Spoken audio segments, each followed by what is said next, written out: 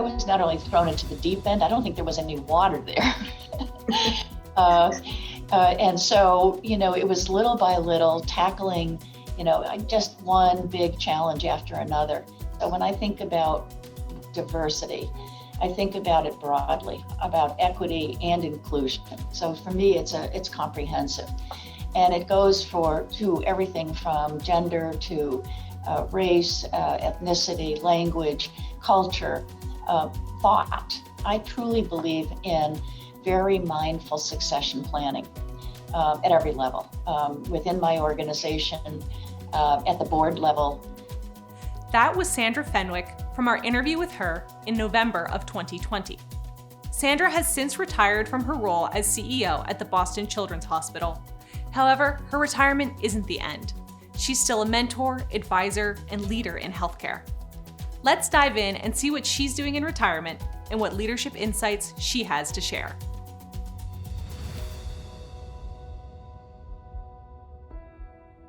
Well, good afternoon, Sandi, and welcome. Thank you, Gary. Pleasure to be here. Given your distinguished career, I'm wondering if you could help us think about what are the top leadership lessons you learned during your leadership career? Gary, as I've been kind of reflecting, I think the best part of the last 18 months is the top opportunity to really think back of, what were the most important things that kind of contributed to a wonderful journey. And I thought of three. Courage and resilience, sort of what do you bring to the table? What are you going to do? And that's a vision. And then the third one is how are you going to do it? And for me, that has been about moral leadership. So if you'll indulge me, I'll tell you a little bit about each one of them. Excellent. So for me, courage and resilience is, what I feel like I have brought to, almost every role and job that I've taken. It's a curiosity. It's a constant desire to learn. I was always encouraged to try new things, to take on unconventional roles and responsibilities, looking for things that maybe other people didn't really want to do, but were sort of exciting to think about, where an institution or where a department or where a team could go.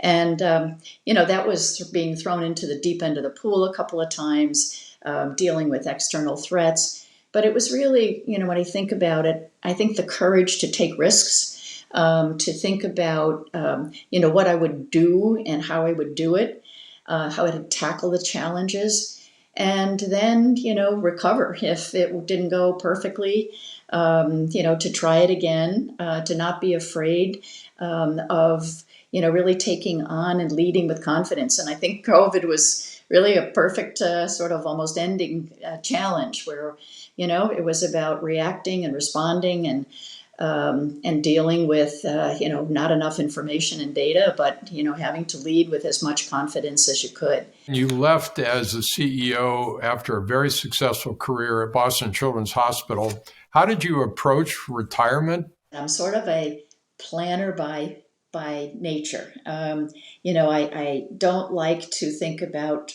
making rash decisions and jumping in and not knowing what was going to happen, how it was going to happen, and where I was going to go. So, I look at it from sort of a professional and a personal perspective. From the professional perspective, I decided to talk to my board well in advance. I had been the CEO, been the president for a number of years, and the CEO. And about 3 years before I said, maybe 2020 is the right year, although, turned out to be not the right year. But 2020 is the right year. And let's think about how we're going to collectively go through this really careful transition. We have a lot of people we have responsibility to. And so, it was the board and a transition at the board that needed to happen, my own transition, building the team for the future. And so it worked out, quite wonderfully, where I hired my replacement when I became the CEO as the COO and EVP Health Affairs, with the hope that there might be a logical transition. And he turned out to be just a wonderful partner. And the board, ultimately went through their process. And we ended up with, I think, one of the smoothest transitions, although 2020, as you know, was the year of the pandemic. And so they asked me to please stay on a little bit longer, which I did, of course. And it turned out to be really the right decision for so many reasons. Have you found anything out in the last 18 months that was somewhat different than you might have expected, either personally or professionally? Absolutely. I'm still honored that people call on me.